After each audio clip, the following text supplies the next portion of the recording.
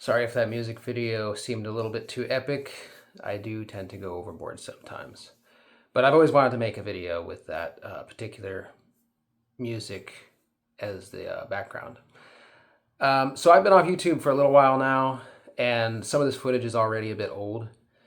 For those of you who don't know, NAGA is the North American Grappling Association, and they do competitions all around the country that are open to any grappling style.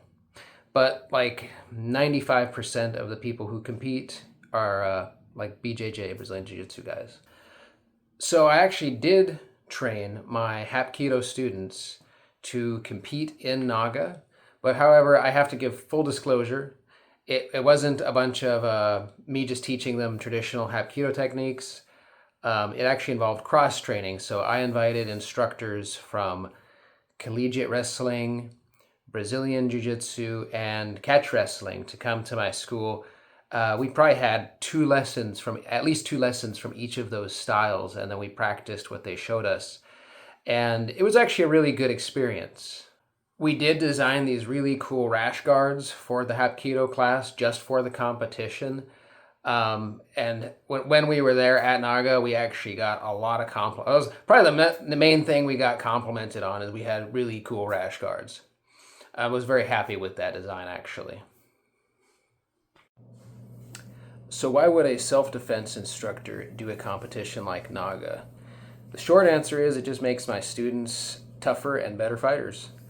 I still teach things like small joint manipulation or using a knee strike to the groin to break somebody's posture.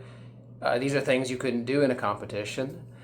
So for me, it's actually not all about winning the competition. It's about the exposure to stress and violence and full force resistance. So, some of the techniques in grappling are, of course, actually good for self-defense. But many of the objectives of a competition are actually not.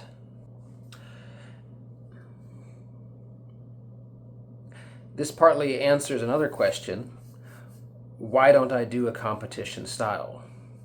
Simply put, it's just not my overall training objective.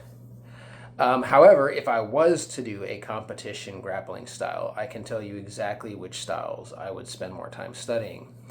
And that is either catch wrestling or 10th Planet Jiu-Jitsu. The 10th Planet Jiu-Jitsu guys, they absolutely dominated the no-gi stuff at NAGA. And I visited their dojo. It's more than an hour away from where I live. And those guys are great, really cool, and have a great style. Really, really good grapplers, really good athletes.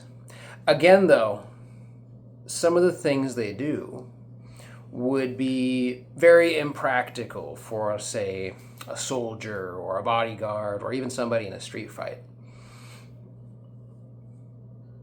So yeah, that pretty much wraps up my experience with NAGA and competition grappling.